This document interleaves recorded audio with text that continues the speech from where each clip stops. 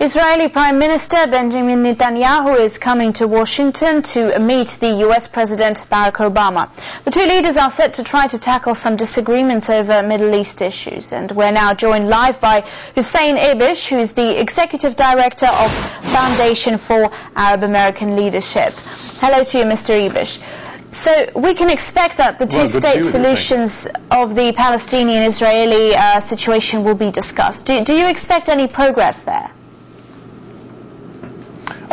Probably, but I don't expect any dramatic change in Prime Minister Netanyahu's campaign statements, distancing himself from the creation of a Palestinian state and a two-state agreement. I'm sure that President Obama and the entire administration will be reiterating the firm U.S. commitment to creating a Palestinian state as part of a broader end-of-conflict agreement, and reflecting thereby the international consensus for creating a Palestinian state. I think that this will ultimately have its effect on the Israeli government. I think that they too will come to see that this is essential, and not only in the international interest and the American interest, but also in the Israeli interest as well. But I think it's going to take some time for senior Israeli leaders to distance themselves from some of their campaign pledges. And I think that a firm commitment reiterated by the United States at this stage will be a very important element in creating a constructive policy from this new Israeli government that doesn't have a policy yet. They have a bunch of statements, but they don't have a policy. And I think that it's likely that their policy will be compatible with the long-standing American goal of creating a Palestinian state. But do you think that it could lead to a major breakup in the Middle East peace process? Well, no.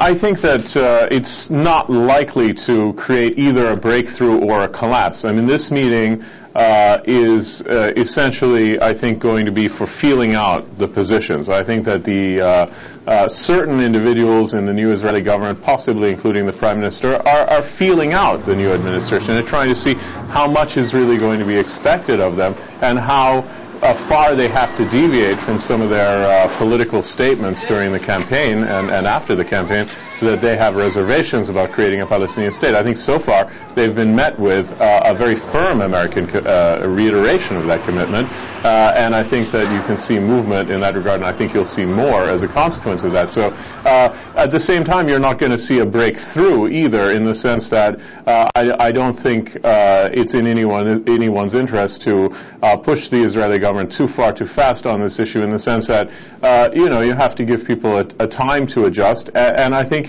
it's natural to expect people to try to see how much leeway they can find, and finding little, then they're forced to adjust their position to accommodate the broader reality. And I think that's exactly the process that's going on right now. So neither breakdown nor breakthrough. But I think if the Obama administration stands firm on the American goal, which I'm sure they will, that it'll be a useful and constructive step in the right direction. The Iran issue is expected to be brought to the table. Very briefly, do you think some changes in the Israeli stance could be expected?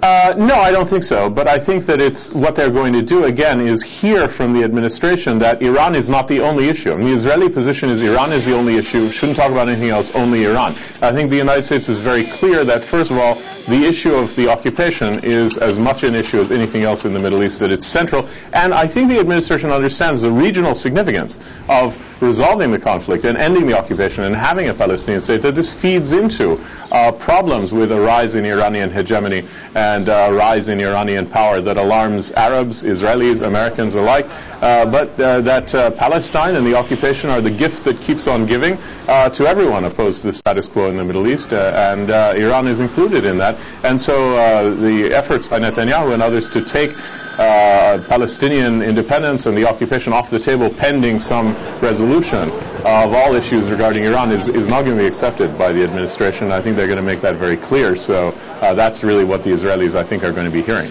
Thank you very much for that. That's Hussein Ibish, Executive Director of Foundation for Arab American Leadership. Thank you.